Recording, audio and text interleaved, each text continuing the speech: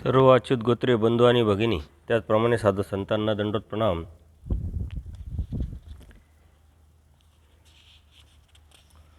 सर्वज्ञ श्रीचक्रप्रभूंनी या सृष्टीमध्ये अवतार घेतल्यानंतर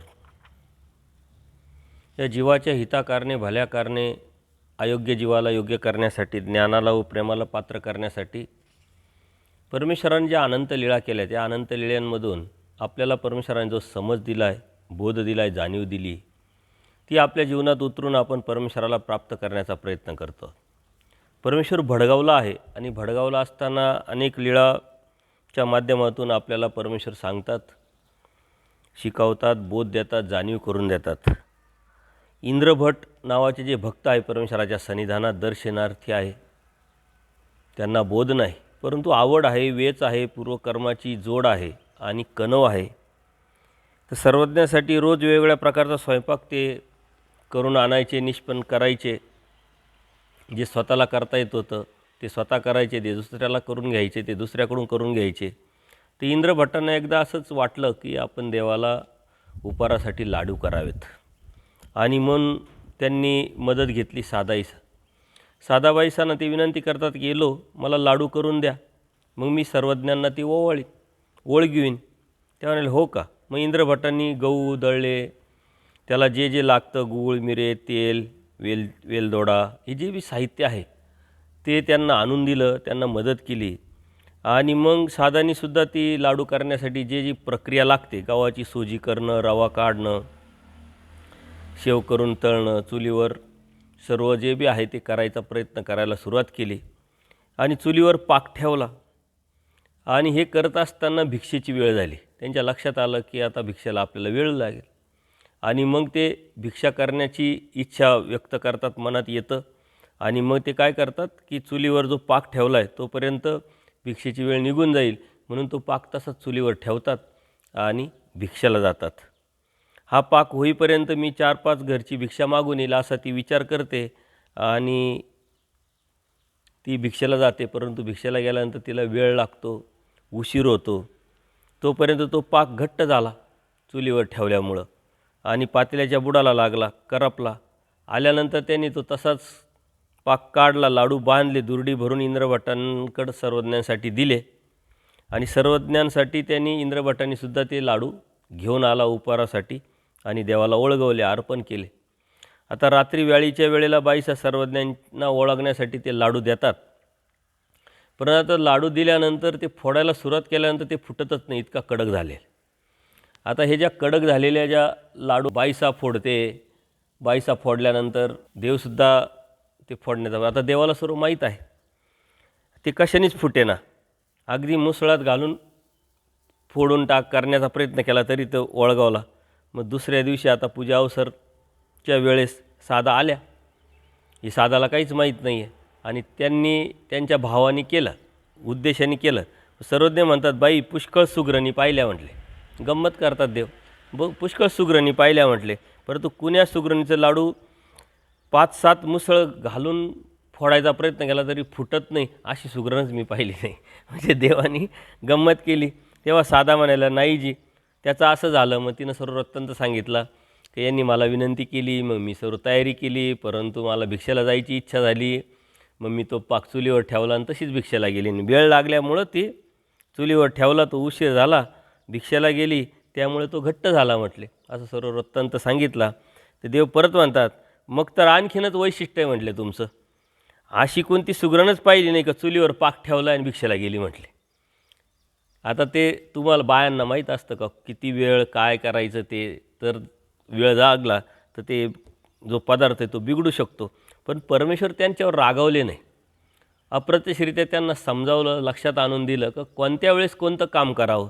जे हातात आपण काम घेतलं आहे तेच करावं. ते हातात काम घ्यायचं, ते सोडायचं, ते दुसरी करायचं, म्हणजे पहिले काम बिघडतं आणि दुसरे काम पुरं होत नाही. त्याच्यामुळे ही सेवा होती. या सेवेच्या वेळेस भिक्षेला जाण्याची गरज नव्हती. तसं पाहायला गेलं तर नित्यविधी आणि निमित्तविधी अशा 2 विधी साधकाला परमेश्वराने सांगितलेले आहे. नित्यविधी म्हणजे आपण जे बी भिक्षेला जातो, आटनविजन करतो किंवा दररोजचं आपण पाठपारायण करतो, ह्या वेळेस जर निमित्तविधी प्राप्त झाला म्हणजे काय, कोणीतरी अभ्यागत आले, साधुसंत आले, वासनिक आले. आता आजचंच उदाहरण घ्या. आपण दररोजचं काय करतो आहे, पूजा अवसर झाला सूत्रपाठ करतो, मग 9 प्रकरण 1 प्रकरण घेतो. परंतु या ताईन ते आलेल्या होत्या, मग आपण काय केलं, ते थांबवलं आणि त्यांना निरूपण केलं, 2 गोष्टी 4 गोष्टी सांगितल्या. तर हा नित्यविधी करताना जर एखादा निमित्तविधी आला तर तो श्रेष्ठ असतो. नित्यविधी सोडून निमित्तविधी करत बसणं श्रेष्ठ नसतं, परंतु त्यावेळेस परमेश्वराने ती दिलेली एक संधी असते, तो हेतू आपण लक्षात घेतला पाहिजे. आणि साधाईसांच्या ते लक्षात आलं नाही की आपल्याला निमित्तविधी आहे म्हणजे काय आहे का, देवासाठी लाडू बांधायचे, इंद्रभटांनी विनंती केलेली आहे आणि मग तेच आपण करावं. भिक्षाला नाही गेलं तरी चालेल, परंतु त्यांच्या लक्षात आलं नाही, भिक्षा महत्त्वाची त्यांना त्यावेळेस वाटली आणि मग हे पण काम बिघडलं. म्हणून नित्यविधी करत असताना निमित्तविधी जर उपलब्ध झाला तर तो श्रेष्ठ आहे. नित्यविधी थांबून आपण निमित्तविधी केला पाहिजे, असं परमेश्वरांनी अप्रत्यक्षरित्या आपल्याला यातून समज दिलेला आहे. आणि त्याला चिटकून त्या विधीचा दास न होता आपण लवचिकता ठेवली पाहिजे. कोणत्या वेळेस कोणता विधी आहे आणि त्या विधीनुसार आपण काय केलं पाहिजे हे आपण लक्षात घेतलं तर नक्कीच आपल्याला धर्म व्यवस्थित सांभाळता येईल. एके दिवशी असंच संध्याकाळच्या वेळेस जैन मंदिराच्या अंगणातील ओस्त्रीच्या उजव्या बाजूला सर्वज्ञ आसनस्थ झालेले आहे. आणि भडगावला जैन मंदिर आहे आणि तिथं देवाने आसन केलेलं आहे, देवाने तिथं बिडार केलेलं आहे. तर देव सर्वांना जे सद्भक्त आहे त्यांना खाऊ वाटत आहे, काहीतरी कोणीतरी पदार्थ आणून दिलेला आहे आणि ते खाऊ वाटण्यामध्ये ते वाटत असतानाच एक 7 वर्षाची जी मुलगी आहे ती त्या मंदिराच्या समोर पाणी आणण्यासाठी जाते मडक्यात आणि परत पाणी घेऊन जाते आपल्या घरामध्ये. परंतु जाताना येताना ती काय करते का, मंदिराच्या दरवाजाच्या समोर उभी राहते आणि देवाची श्रीमूर्त बघते, न्याळते, कारण तिला वेच आवड लागलेली आहे. आणि ती 2-3 वेळा असं केल्यानंतर दारात यायची, थांबायची, देवाला बघायची आणि देवसुद्धा हू असं करायचे. म्हणजे आपण एखादा लहान मुलगा जात असतो तर आपण काय असं करतो ना, काहीतरी खुणवतो, तशा पद्धतीने देवाने तिला हू केलं. आणि देव असे म्हणायचे की या आम्हाला भेटा. आपण लहान मुलगा दिसला, मुलगी दिसली, ते आपण ते करतो. तसं परमेश्वर करायचे, परंतु परमेश्वराचा उद्देश वेगळा आहे. ते तिला तसे करायचे, ती लगेच निघून जायची, परत यायची. अशी 2-3 वेळा झालं. दाराजवळ उभी राहिली, सर्वज्ञांना पाहू लागली आणि मग देव तिला म्हणतात, महात्मा या हो, महात्मे हो, क्षेम द्यावं आम्हाला, या आम्हाला क्षेम द्या म्हटले. म्हणजे या बोलावल्यानंतर मात्र ती आत येते आणि सर्वज्ञांनी स्वतःजवळ बसवलं तिला. तुमच्याकडे बाईसांना ते म्हणतात, देव बाईसा तुमच्याकडे काही जर खाऊ असेल, जो उरलेला असेल तो आणा आणि द्या सर्वांना. बाईसा गेल्या, थोडासा घेऊन आल्या. आता सर्वांना जे सद्भक्त आहे त्यांना जो जास्त दिलेला होता त्या पद्धतीनं द्यायच्या ऐवजी थोडा दिला, छोटा कमी दिला.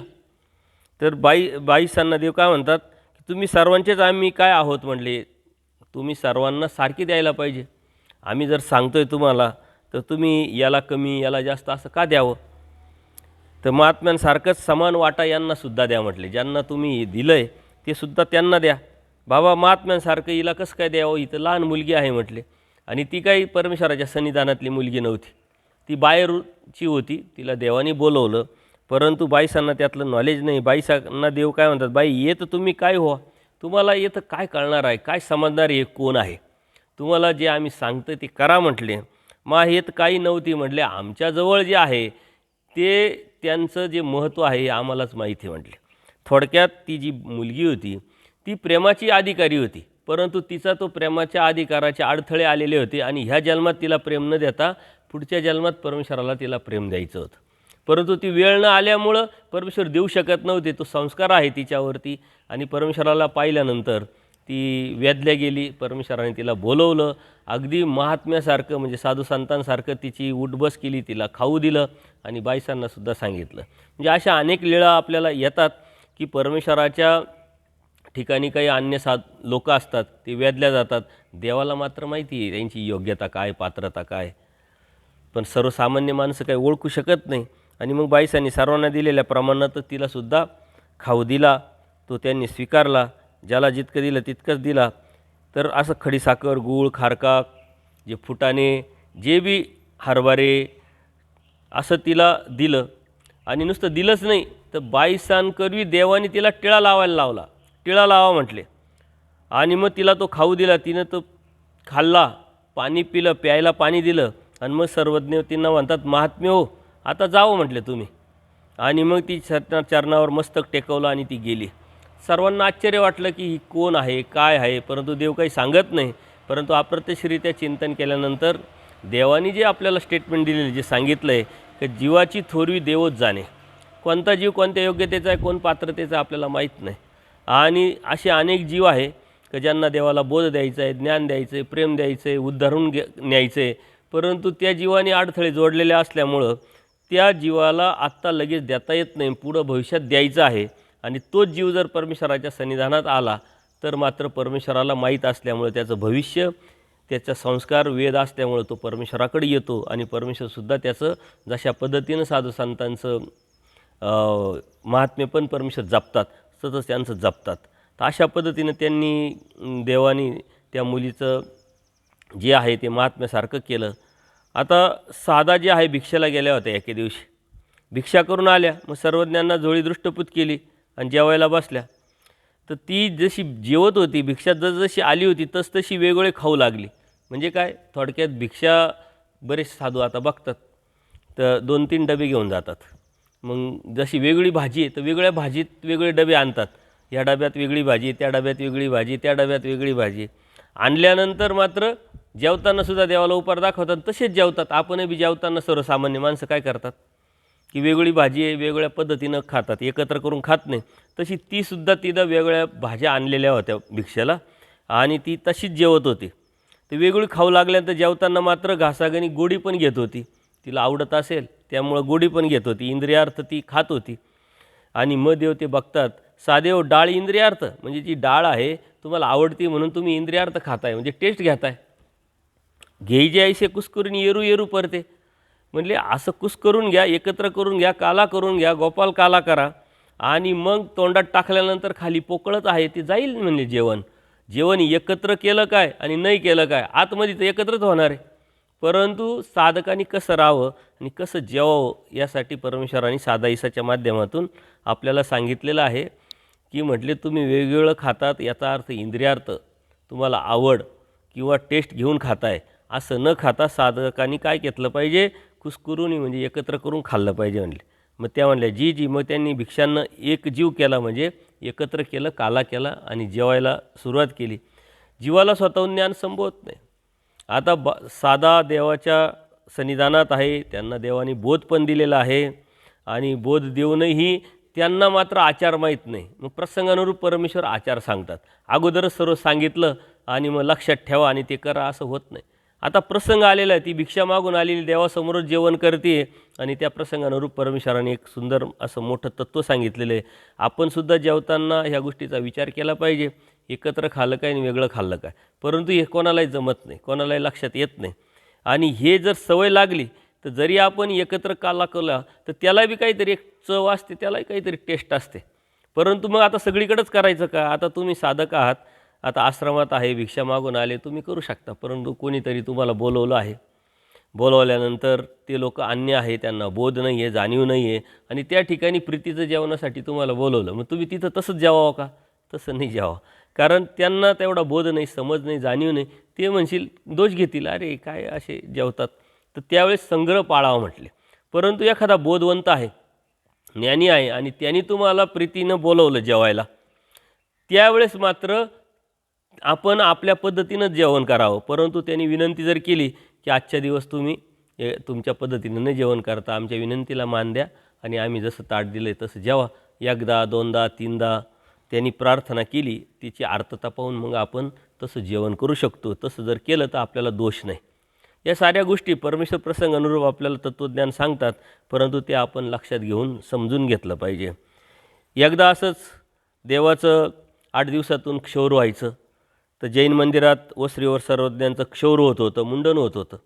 न्हावी बोलावला होता आणि त्या पद्धतीने ते क्षौर करत होते. तर तो जो पद्मनाभी होता, लहान मुलगा, तो देवाच्या सन्निधानात होता.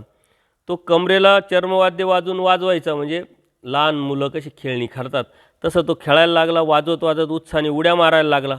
आणि उड्या मारता मारता पद्मनाभी देवांना काय सांगतोय, लढीवाळपणे विनंती करतोय की जी मलाही मुंडन करायचं, म्हणजे काय, मलाही संन्यास घ्यायचा, मलाही मुंडन करायचं, संन्यास घ्यायचा. इकडं तिकडं उड्या मारायला लागला. मुंडन करून गोसायांना मी अनुसरल, सन्निधानातच राहील, अशा पद्धतीनं तो बोलत होता. परंतु बाईसांनी ते बघितल्यानंतर बाईसा देवाला म्हणते की देवा हा जर म्हणतोय तर देऊन टाका. तर देव काय म्हणतात की याचं काही खरं नाही म्हटले, हा आता बोलतोय हे सारं डुप्लिकेट आहे म्हटले. परंतु आतमध्ये त्याच वेळेस सारंग पंडिताची बायको गौराईसा आणि धानाईसा आलेल्या होत्या आणि त्यांना तेवढं स्वातंत्र्य नसल्यामुळं त्या आतमध्ये बसल्या होत्या मंदिरामध्ये आणि दुःख करत होत्या की आम्हाला कधी परमेश्वराच्या सन्निधानात राहता येईल, आम्हाला कधी क्षौर करता येईल, आम्हाला कधी अनुसरता येईल, आम्हाला कधी दीक्षा घेता येईल, आम्हाला कधी त्याग करता येईल, याचं ते दुःख करत होत्या. आणि अंतर्मनामध्ये मोठं दुःख, ते खरं खरं अंतर्मनात दुःख करत होत्या. तर त्यावेळेस मात्र देव काय सांगतात की बटिका मुंडन करीत असे असं म्हणतोय, परंतु ते काही खरं नाही म्हटले. पोराचं अंतकरण पोकळ आहे म्हटले, याचा निर्धार पक्का नाही, तो ढळमळीत आहे म्हटले, याला हाकला बाहेर. म्हणजे आतमध्ये मात्र जी अनुसरणाची जी तळमळ करताय गौराईसा आणि धानाईसा ते मात्र खरं आहे म्हटले. आणि त्या दुःख करत आहे हे खरं आहे म्हटले. विरक्त व्हायला आवडतं, पालखीत बसून आडवा पाय ठेवून याला म्हणले आसूंचा बटवा झेलायला आवडतो. आणि कारण तो सावकाराचा मुलगा होता आणि भविष्य देव सांगतात की अनुसरणार पण नाही, हा त्याग पण करणार नाही, उलट हा घरी जाऊन वडिलांची जी सावकारी हा धंदा करील म्हटले. आणि भविष्यात तसं होतं आणि तशी एक लीळा पण येते पुढं, आपल्याला ती लीळा घेतल्यानंतर या लीळेची आठवण येईल.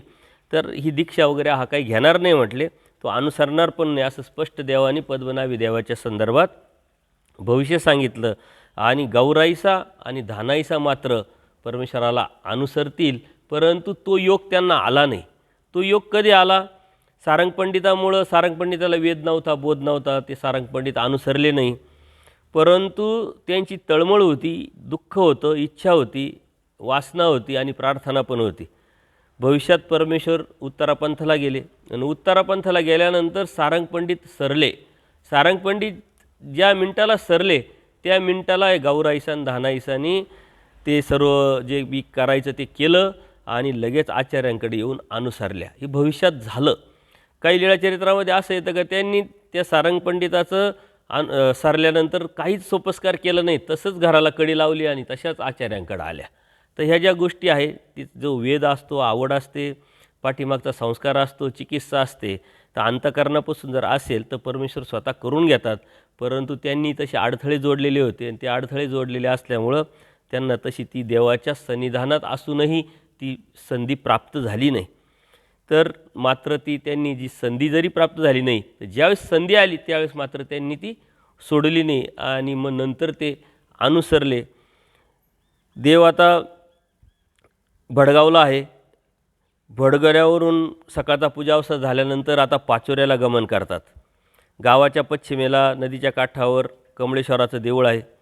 देवळाच्या चौकात देवाचं आसन झालं पाचोऱ्याला इथे. आणि एक पाचोऱ्याला देव गेल्यानंतर आसन झाल्यानंतर एक पांगळा मुलगा त्या देवतेच्या मंदिरात दर्शनासाठी आलेला असतो. तो देवाला बघतो आणि देवाच्या ठिकाणी येऊन दंडोत घालतो, श्रीचरणावरती माथा टेकवतो आणि त्याबरोबर त्याला स्थिती होते.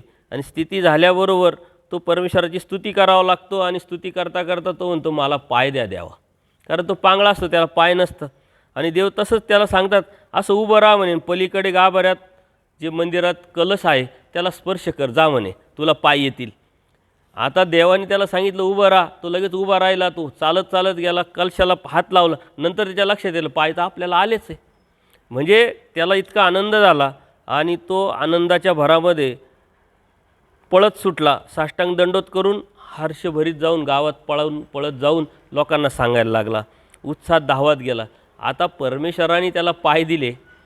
हे जीवाचं दुर्भाग्य असतं का आपण अपेक्षेने दृष्टपर परमेश्वराकडे भक्ती करायला येतो आणि आल्यानंतर जे आपल्याला भेटतं त्याच्यातच आपण थांबून जातो, संतोष पावतो, आनंद व्यक्त करतो आणि पुढं आपण जे करायचं ते करत नाही. त्या पांगळ्यात मुलाचं तसंच झालं. त्याला पाय पाहिजे होते. पाय पाहिजे असताना देवाकडे त्यांनी ती मागितलं आणि देवाने पण ते दिलं. आता जो देव आपल्याला पाय देऊ शकतो, आपले पाय नीट करू शकतो, आपलं पांगुळ पण घालू शकतो, तो देव कोण असू शकेल आणि तो कोण आहे याचा विचार जीवाने केला पाहिजे. आता त्याला पांगुळ पाय आल्यानंतर त्यांनी देवाच्या सन्निधानात राहून सन्निधानात सेवा केली पाहिजे, देवाचंच व्हायला पाहिजे, कारण तो लंगडा होता, त्याला पाय नव्हते आणि लंगडा असताना पाय नसताना त्याला देवाने पाय दिले, तर त्यांनी देवाला पूर्ण आयुष्य द्यायला पाहिजे, कारण जे नव्हतं ते देवाने दिलं. याचा अर्थ हे देव कोण आहे हे त्याला जाणवायला पाहिजे होतं. परंतु जीवाचं असंच होतं, दृष्टपर भक्ती करत असताना आपल्याला जी अपेक्षा आहे, जो स्वार्थ आहे, ते करण्यासाठी, ते मिळवण्यासाठी आपण जातो आणि ते मिळालं का आपण तिथंच थांबून जातो. तर त्या देवाकडून आपल्याला जी अपेक्षित आहे, जी इच्छा आहे, ती जर प्राप्त झाली तर मग तो देव कोण आहे असं बघून आपण त्या देवाला अनन्यभावे शरण जायला पाहिजे. परंतु दृष्टपर भक्त जे आहे ते असाच विचार करून आपली भक्ती करत राहतात आणि त्याला जे अपेक्षित आहे तेच मिळवायचा डबल प्रयत्न करत राहतो. तसंच त्याचं झालं. देव तिथूनही बी निघाले, पाचोऱ्यावरून शेंदुर्णीला आले. शेंदुर्णीला गमन केल्यानंतर गोपाळाच्या देवळात त्यांचं आसन झालं पूर्वाभिमुख, आणि मग परमेश्वर काय म्हणतात की तिथं श्रीकृष्ण मूर्ती होते, ते मंदिरच श्रीकृष्ण महाराजांचं होतं. ती पाहिलीत का श्रीकृष्ण चक्रवर्तीची काळसर मूर्ती म्हटले, हिला सोनेरी रंगाच्या फुट्याचा कासोटा आहे म्हटले.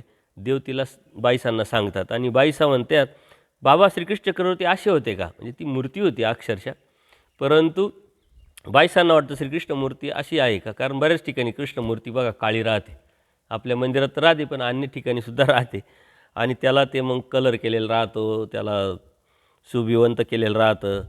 तर बाईसांना आश्चर्य वाटतं आणि बाईसा म्हणतात श्रीकृष्ण चक्रवर्ती असे होते.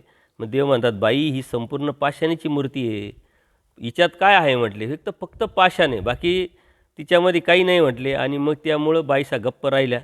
सर्वज्ञांचं अवस्थान झालं आणि तिथं बरेच दिवस देवानी अवस्थान केलेले, बरेच दिवस तिथं राहिलेले आहे. परंतु किती दिवस राहिले हे कोणत्या लीळाचरित्रात उल्लेख आलेला नाही आहे. म्हणून शेंदुर्णीला बरेच स्थानं आहे, बरेच मंदिरं आहे, तुम्ही गेले असतील आणि तिथं बऱ्याच लीळा आहे. आता पुढं शेंदुर्णीला देव असल्यामुळे शेंदुर्णीच्याच लीळा आपल्याला पाहायच्या आहे. आता देमाईसा आणि लखुबाईसा या कुठं गेल्या होत्या, द्वारकेला गेल्या होत्या.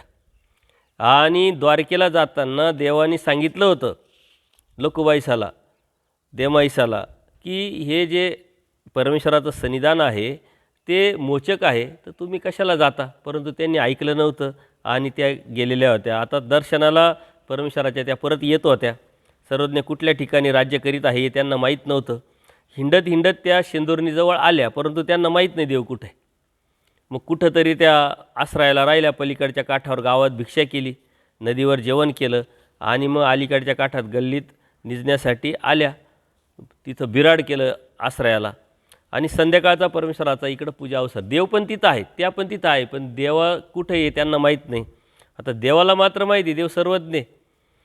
पूजा अवसर झाला, वेळी झाली आणि बाईसांनी सुपारीच्या फुडी ओळगवल्या, विड्या करून देत होत्या. तेव्हा सर्वज्ञजवळ मार्तंड बसलेला होता आणि मार्तंडाला देव काय म्हणतात की जा मार्तंड, तू काय कर, एका कवड्याला दूध मिळेल का असं ओरड म्हटले, गावात जा म्हटले. त्याच्याकडं भांडं दिलं, एक कवडा दिला, ऑलरेडी त्याला दूध काही आणायचं नव्हतं, पण देवानी काय सांगितलं की तू असं ओरडत जा की एक कवड्यात दूध मिळेल का, एक कवड्यात दूध मिळेल का. अशा पद्धतीनं मार्तंडाला त्यांनी सांगितलं आणि मार्तंडाने सुद्धा देवाने सांगितलं आहे म्हणून निघाला आणि ओरडायला लागला.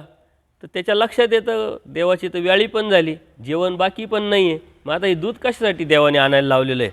परंतु तो म्हणतो आता देवाने सांगितलं आहे तर आपल्याला ते करावं लागेल. आणि मग तो एका कवड्याला दूध मिळेल का असं जोरजोरात ओरडत गल्लीतून जात असतानाच ते देमाईसाने ऐकलं आणि देमाईसाच्या कानावर पडल्यानंतर लखुबाईसाने ती म्हणते मार्तंडासारखाच आवाज आहे म्हटले, याचा अर्थ देव इथंच आहे. आणि मग ते समोर आल्या, देमाईसाला म्हणले हा कोण मार्तंड, म्हणले मार्तंड आहे म्हटले, मी म्हटले होते मार्तंडच आहे. आणि मग ते सुद्धा ओळखतो, म्हणले देमाईसा तुम्ही, म्हणे हो. मग देमाईसाने विचारलं देव कोणत्या ठिकाणी आहे, म्हटले आम्ही देवालाच भेटायला आलो आहे.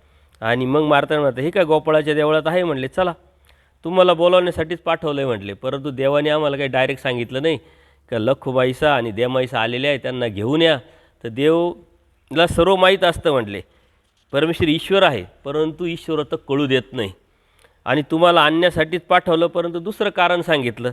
आणि मग लखुबाईसा देमाईसा देवाकडे येतात आणि मग ते सर्व सांगतात की आम्ही इथून आलो, आम्हाला देवाला भेटायचं होतं पण आम्हाला माहीत नव्हते, मग आम्ही भिक्षा केली, अशा ठिकाणी राहिलो.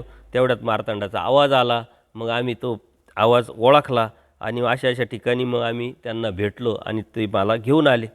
तर अशा पद्धतीनं सर्वज्ञांनी बाईसा करू त्यांना मग पाहुणचार केला, विधी केली, थकले होते, जे बी आहे ते केलं आणि रात्रीचा पूजा अवसर झालेला होता.